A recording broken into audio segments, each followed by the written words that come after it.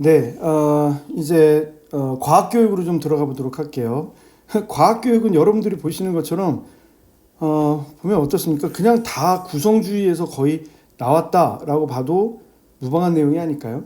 그래서 구성주의에 관련되어 있는 부분이 어떻게 출제가 되었는지, 어떤 부분을 가져가야 되는지는 사실은 시험 문제의 케이스에 따라 다 다를 수밖에 없습니다.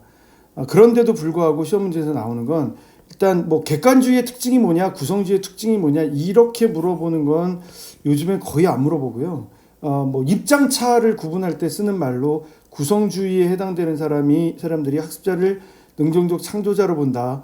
학습자가 기존의 개념을 바꾸거나 수정하는 과정을 통해서 학습 지식이 형성이 될 수도 있겠다. 그리고 교사는 이런 촉진자나 안내자의 역할을 한다. 교육과정 안에서 이런 협동수업과 소집단학습, 비판적 사고과정 이런 것들이 필요하다. 이렇게 뭐 협동주의 교육을 하는 것이 필요하다. 이 정도인데 실제로 가장 중요하게 봐야 되는 건 바로 이 부분입니다. 구성주의에서의 개념의 학습은 개념의 수정은 결국 본인이 갖고 있었던 원천의 개념. 삐아제로 얘기하면 이게 스키마로도 얘기가 될 수 있거든요. 이런 스키마를 어떻게 재구성해낼 수 있을 것이냐가 중요한 것이고 초등 이상의 입장에서는 이걸 굉장히 중요하게 생각해요. 이 5개념의 수정을 어떻게 해나갈 것인지. 그래서 시험 문제에서는 아이들이 갖고 있었던 선개념이 뭐냐, 5개념이 뭐냐 그걸 쓰도록 했거든요.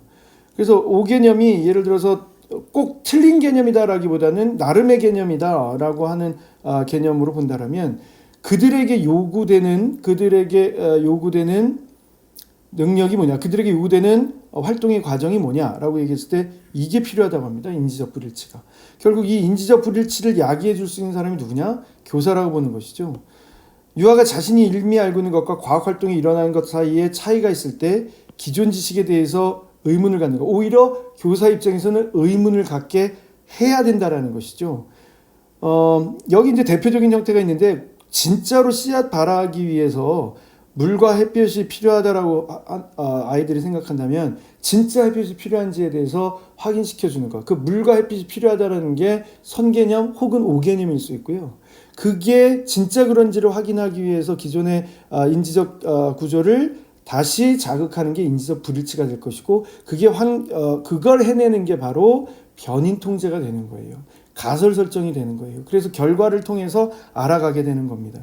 그 내용이 바로 여기 서술이 되어 있다라고 보시면 되겠고요.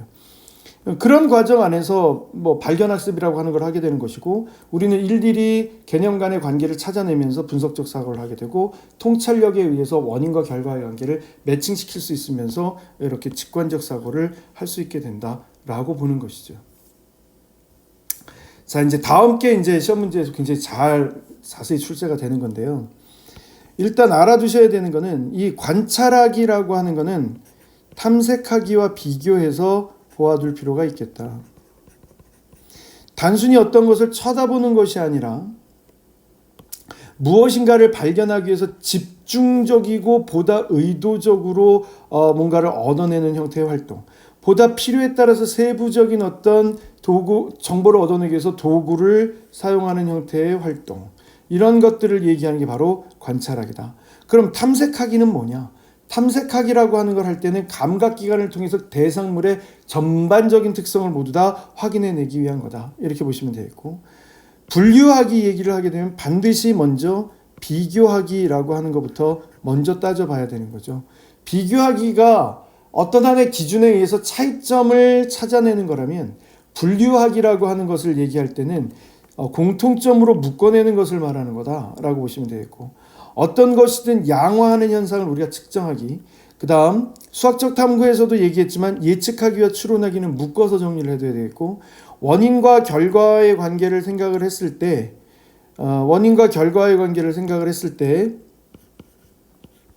원인에서부터 그 결과를 생각하는 건 바로 예측하기가 되겠고요. 이 결과로부터 원인을 시간대로부터 선행하는 것이고 이후에 나타나는 것이라고 얘기한다면 시간대의 후반부에서 원인이 뭔가를 생각하는 게 추론하기라고 얘기를 할 수가 있겠고요. 내가 마음속에서 생각하고 있는 것들을 상대방에게 전달하는 행위면 수학적 탐구에서도 의사소통하기였죠. 나타내는 행위면 표상하기였죠. 여기도 마찬가지로 내가 가지고 있는 생각을 관찰일지, 발표, 전시 등을 통해서 나타내주기 시작을 하면 다른 사람에게 전달하면 그걸 다 뭐라고 얘기를 하느냐? 의사소통하기라고 해요. 의사소통하기 과정 중에 원인과 결과에 대한 자신의 생각이 있을 때 자신이 생각하는 관점을 타인의 생각과 견주어서 놓고 가장 적절한 형태가 무엇인지를 끊임없이 주고받으면서 확정지어 나가는 과정, 이름하여 디스커션이라고 얘기를 하는 것이거든요.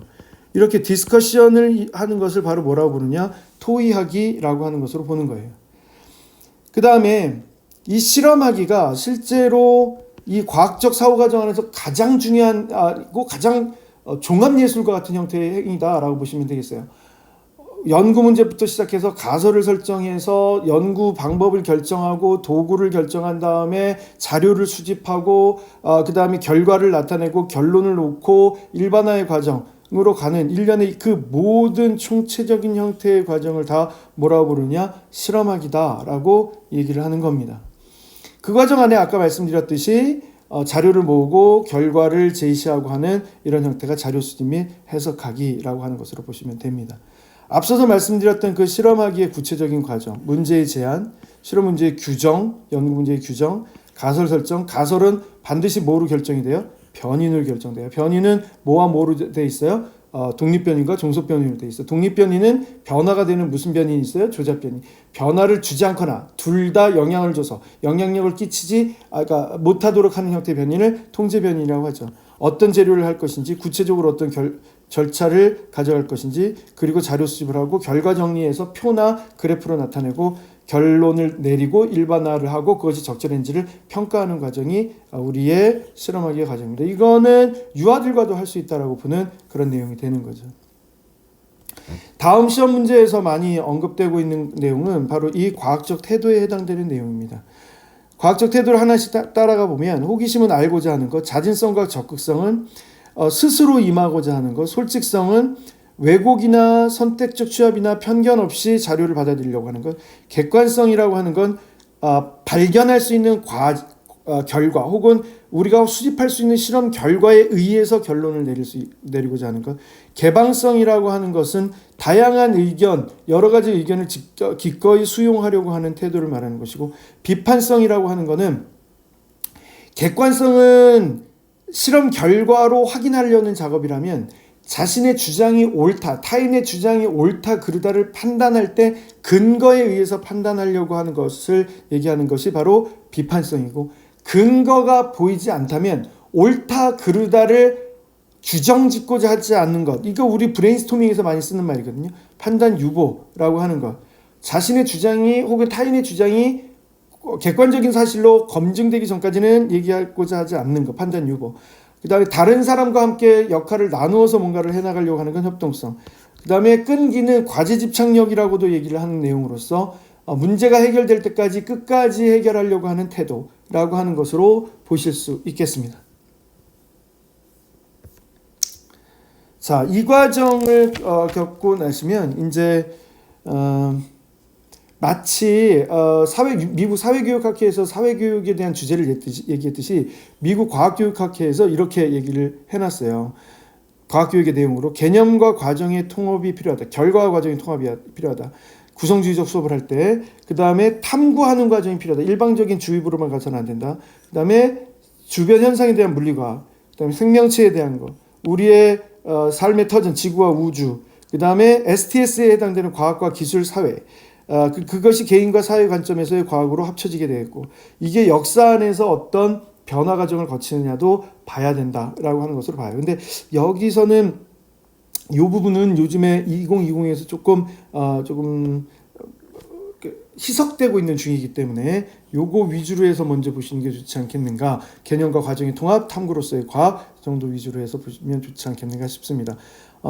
맥코믹과 예이거라고 하는 사람은 과학교육 안에도 지식, 그 다음에 탐구와 발견의 과정, 창의성, 태도, 그 다음에 공학적인 차원에서의 응용과 적용 영역이 존재한다라고 하는 부분을 얘기했습니다. 자, 여기까지 얘기해서 이제 미국 과학교육학회 과정을 봤고요. 다음에는 구체적으로 우리 과학교육에서 다루고자 하는 개념은 뭔지, 지식의 형태는 뭔지 이런 것들을 마무리 줘보도록 하겠습니다.